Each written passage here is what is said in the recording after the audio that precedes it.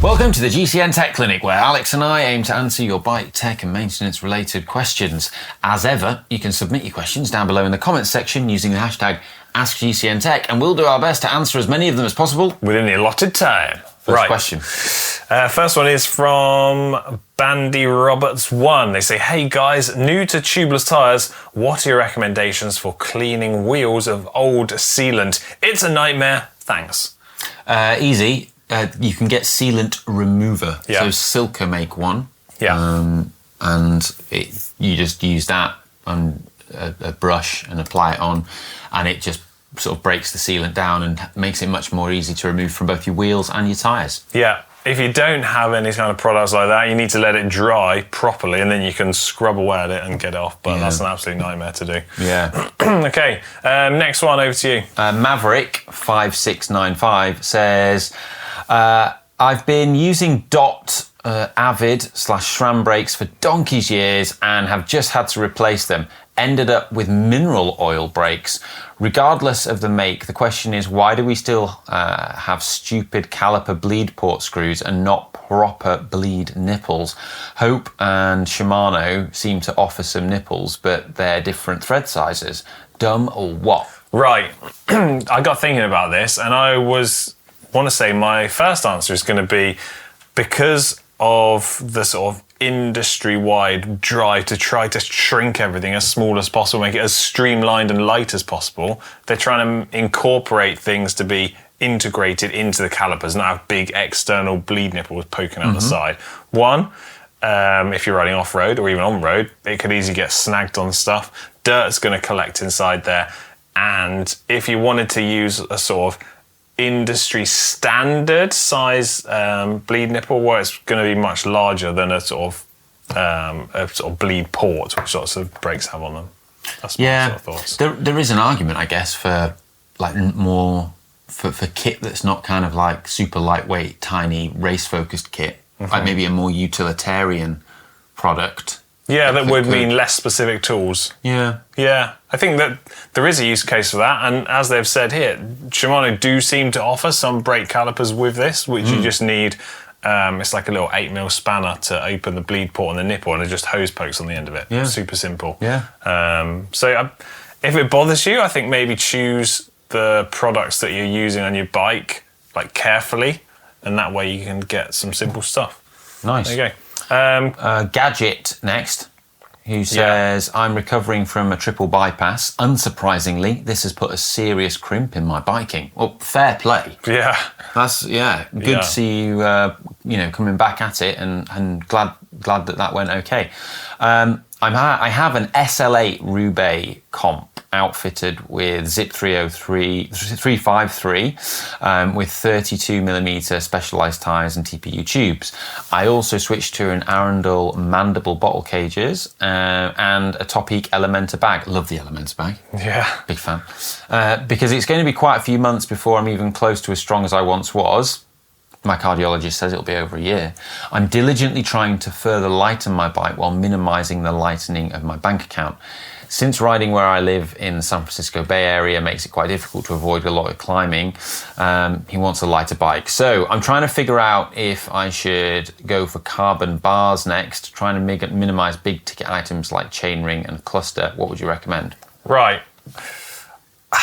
My first thought process here is I think I would like to actually disagree slightly with what they are thinking along the lines of. So if you want to try to make riding your bike easier, because that's what you've been advised to do, you don't want to really put stress on it, making your bike ever so slightly lighter is not really going to change a vast amount of things. I think what I would do is focus on optimizing the gearing of your bike to mean that you can ride slow enough and still have suitable gears that you haven't got to put stress on your body.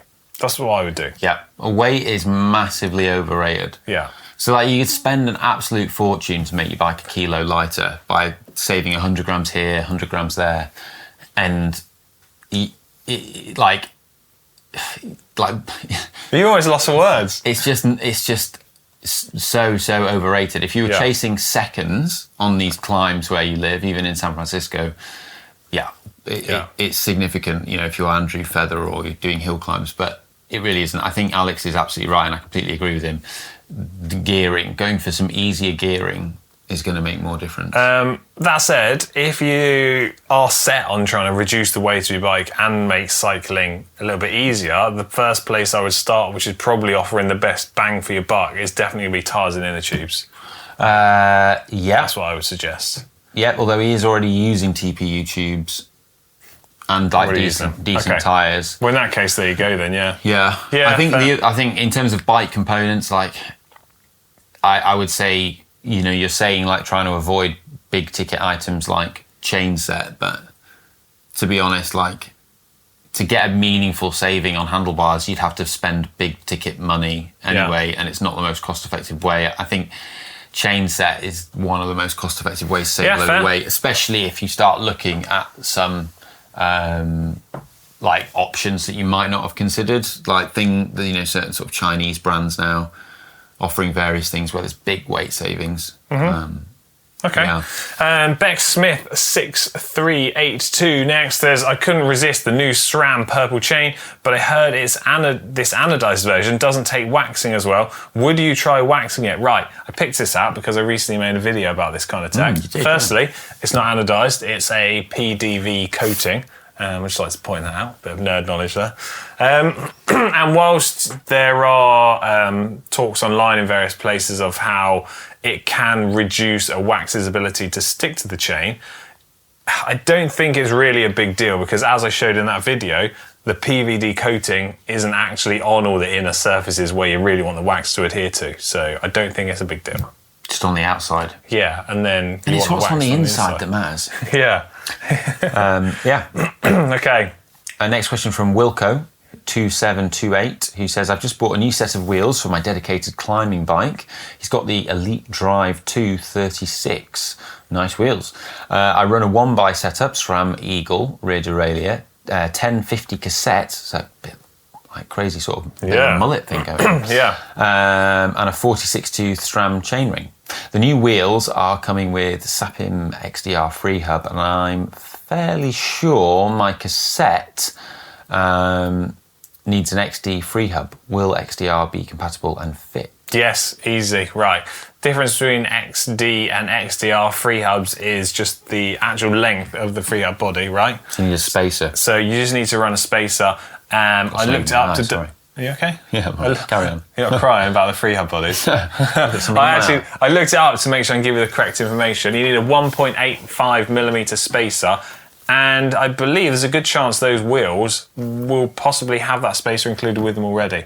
So put that behind your cassette on, torque it all up, and away you go. Happy days. Boom. Joy Station 1 next. They say, hi guys, any suggestions as to how I can stop my cycling shoes, brackets Shimano RX8, creaking when I'm pedaling? It's definitely the shoe uppers that creak, not loose cleats or the pedals or the bottom bracket. Right, super obscure, and I have had this once in the past with cycling shoes, and it was where the upper was a really smooth, shiny material, and it was just like rubbing against itself where the shoes weren't really, really tight.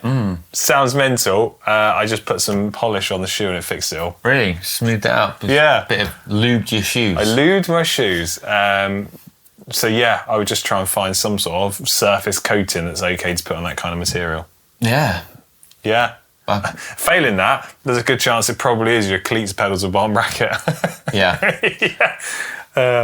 Fair. Over to you. Astroman next says, hey guys, don't quite know what to make of wheel tyre compatibility. I've got a Decathlon Triban GRVL bike. Love a Triban. Yeah. And the specs say I shouldn't be using less than 37mm tyres. Currently using 40mm tyres. ETRTO dimensions. 23 inners. Yeah. Now other websites, Continental, say I can use down to 28mm tyres with that wheel width. What gives? Is the frame to blame for that limitation? Minimum compatibility requirements, 23C wheels and tyres with a cross section of 37. So I got a couple of bits I want to say here because we had a research into this recently. Someone was asking me a fairly similar question, right? So let's be super clear here. There's a very big difference between what is the minimum safe tyre requirements for a given internal rim width, and then there's a difference between what a frame or bike manufacturer is saying that bike is really designed and optimised for. There's a difference here between optimized and like basic safety requirements. So a 23mm internal rim width, depending exactly on what tyres and pressure you're using, should be okay for down to a 28mm tyre. Yep. Optimised for bigger tyres, no doubt about it, but you should be okay with that. In terms of that bike, I totally get it. A gravel bike, the handling and geometry will be thrown off a little bit if you use really small tyre sizes on it. So that's where you're getting to the guidance and the sort of confusing information here. But in terms of safety, you can use the narrow tyres, but the bike's not optimised for it. Yeah. Yeah. I agree. There you go. So hopefully that clears that up. Over to you for the last question. Shamendra Sakthival says, hi guys, Silka tyre pressure calculator doesn't have TPU tubes as an option. Should I select 1, tubeless and latex, or 2, butyl? I would go for the tubeless and latex option. Much closer to what the setup of the TPU so is. Most data I've seen on this shows that the best sort of TPU tubes now are a little bit slower than a latex tube. It's like half a watt or so. But significantly faster than a butyl one. So, which is like 5 watts slower. So yeah. Yeah. I think you're going to get the most accurate tyre pressure recommendation using option 1, which is tubeless and latex tube. Yeah, and the biggest factor as well is the actual tyre construction itself. So it's whether you're using a high performance tyre.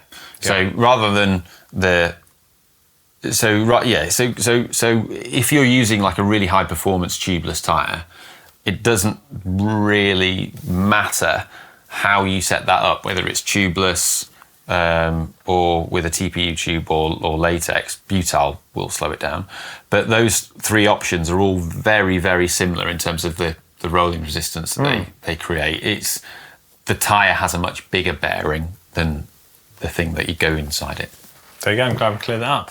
Right, that's it for this week's GCN Tech Clinic. I say it every single week. If we didn't answer your question, I'm sorry, but be persistent. Put it in the comments section down below, and fingers crossed we'll get to it in the coming weeks. Right, bravo. See ya.